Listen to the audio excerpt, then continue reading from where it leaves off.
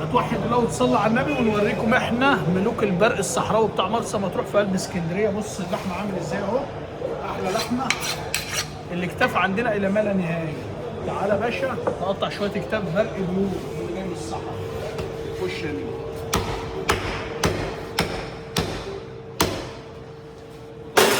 انتوا عارفين اهو العفريت بتاع مكنه البسكوت اللي بيدور مكنه احلى مسا عليك.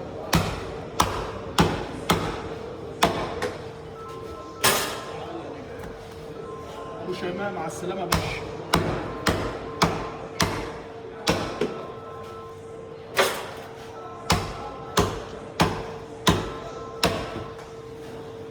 وش ده احلى بالشيماء حبيبه دولي.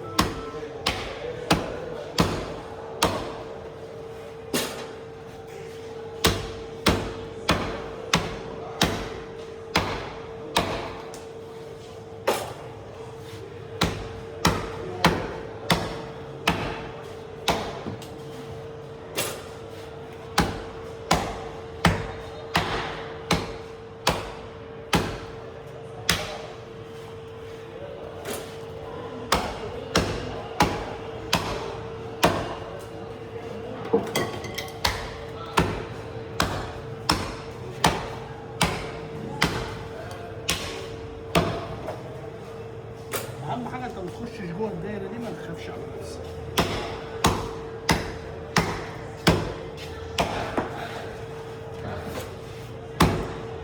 هنور عم عيد ليك يا باشا.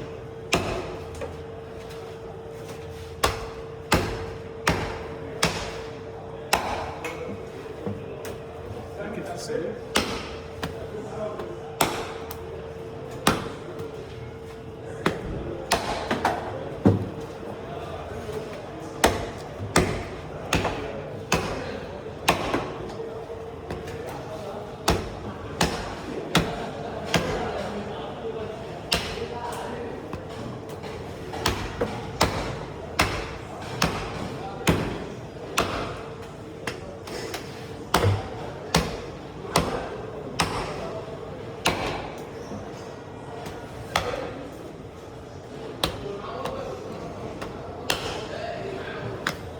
ده بيتعمل ازاي بقى يا معلم؟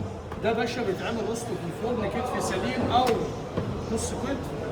المفروض انه مندي بس احنا بنعمله وسطه. طبعا بتعمل له خضار تتبيله معينه سلمونه كده، بيخش في الفرن ساعه ونص بالظبط. تعمل كده تلاقي اللحم بيسيب من العظم.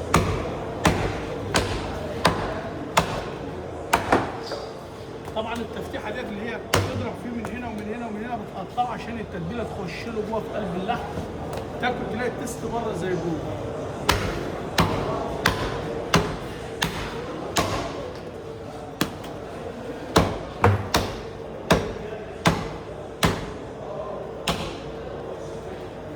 واحد فسفود. واحد.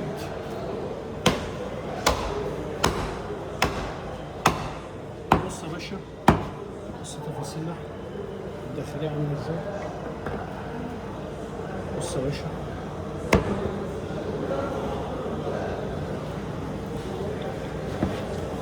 بص. إن لبدن عليك حق، كل لحمة تعرف تكلم العقل.